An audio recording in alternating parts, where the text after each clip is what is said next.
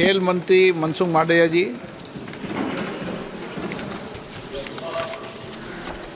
Speaker साहब, भारतीय wrestler Vinesh Phogat Paris Olympic की स्पर्धा से बाहर होने पर मैं एक वक्तव्य देना चाहता हूँ।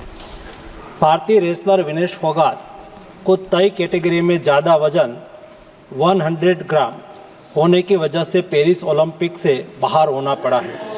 विनेश 50 केजी की कैटेगरी में खेल रही थी। स्पर्धा के लिए विनेश का वजन 50 किलोग्राम होना अनिवार्य था। UWW के नियमों और विनियमों के अनुसार सभी प्रतियोगिताओं के लिए संबंधित श्रेणी के लिए प्रत्येक सुबह वजन माप का आयोजन किया जाता है।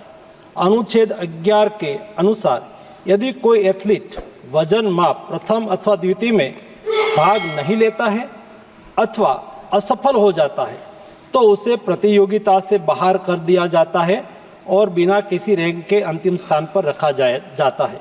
7 अगस्त 2024 को 50 किलोग्राम महिला कुश्ती के लिए वजन का निर्धारण 7:15 और 7:30 पेरिस समय के अनुसार रेपोचेज और फाइनल में भाग लेने वाले पहलवानों के लिए किया गया था।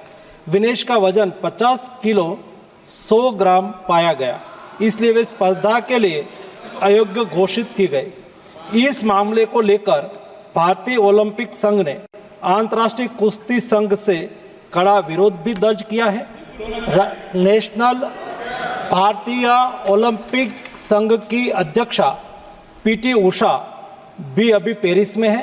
प्रधानमंत्री जी ने स्वयं उसके साथ बातचीत करके उचित कार्यवाही करने के लिए, उचित एक्शन लेने के लिए भी उसको कहा गया है। विनेश मंगलवार 6 अगस्त को 3 मुकाबले जीतकर 50 केजी रेसलिंग ओलंपिक में फाइनल में पहुंचने वाली पहली भारतीय महिला रेसलर बनी थी।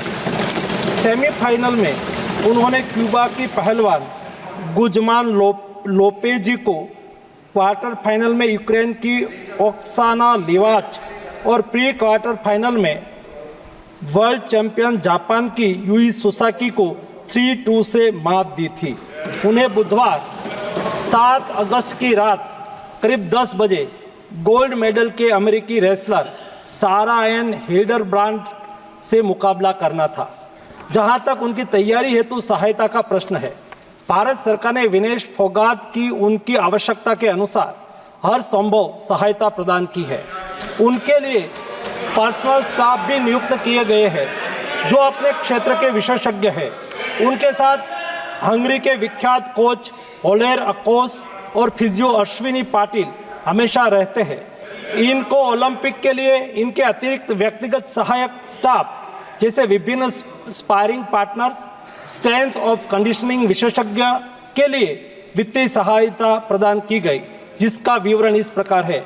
ओलेर अकोच कोच के रूप में उसके साथ थे, वैन पैट्रिक लॉम्बार्ड स्ट्रेंथ और कंडीशनिंग विशेषज्ञ, अश्विनी जीवन पाटिल फिजियोथेरापिस्ट, मयंक सिंह गरिया स्ट्रेंथ और कंडीशनिंग विशेषज्ञ, शुभम और अरविंद स्पारिंग पार्टनर। इनको पेरिस ओलंपिक चक्र के लिए कुल 70,45,775 की वित्तीय सहायता दी गई है, जिसका विवरण इस प्रकार है। स्पेन के ग्रेट पिक्स में भाग लेने के लिए वित्तीय सहायता, साथ ही 3 जुलाई से 13 जुलाई 2024 10 दिन तक मैड्रिड स्पेन के अंतर्राष्ट्रीय प्रशिक्षण शिविर के लिए अतिरिक्त वित्तीय सहायता। इसके अलावा फ्रांस के बुलोन-सू-मेर में पूर्व ओलंपिक प्रशिक्षण शिविर के लिए अतिरिक्त सहायता की है। 2024 अंतर्राष्ट्रीय कुश्ती संघ सेकंड रैंकिंग सीरीज में 6 जून से 9 जून 2024 4 दिन तक बुडापेस्ट हंगरी में भाग लेने के लिए और 10 जून से 21 जून 2024 तक टाटा ओलंपिक सेंटर हंगरी में अंतर्राष्ट्रीय प्रशिक्षण शिविर के लिए अतिरिक्त सहायक स्टाफ के लिए वित्तीय सहायता की है। स्ट्रेंथ और air conditioning coach mister Wayne Patrick Lombard के लिए टाटा ओलंपिक सेंटर हंगरी में 10 जून से 21 जून 2024 11 दिन तक अंतर्राष्ट्रीय प्रशिक्षण शिविर में भाग लेने के लिए भी वित्तीय सहायता की है। 13 जुलाई 2023 से 16 जुलाई 2023 4 दिन तक बुडापेस्ट हंगरी में 4th रैंकिंग सीरीज में भाग लेना और 10 से 16 जुलाई 2023 16 दिन तक बुडापेस्ट हंगरी में प्रशिक्षण शिविर हेतु इसको वित्तीय सहायता की है। वेलमेकेन बुल्गारिया में 10/11/2022 से 3/12/2022 तक प्रशिक्षण के लिए वित्तीय सहायता दी है। उनके रिहाई प्रक्रिया के लिए आवश्यक उपकरण खरीदने के लिए भी वित्तीय सहायता की गई है। 2020 टोक्यो ओलंपिक चक्र में 1,13,98,224 रुपये का आर्थिक सहयोग उसको किया गया था। 224 पेरिस ओलंपिक चक्र में भी टारगेट ओलंपिक पोडियम स्कीम में 53,35,746 और वार्षिक ट्रेनिंग एवं स्पर्धा कैलेंडर में 17,10,000 कुल मिला के 17,45,775 रुपया हमारे खिलाड़ी को आर्थिक सहायता करके उसको सक्षम करा गया।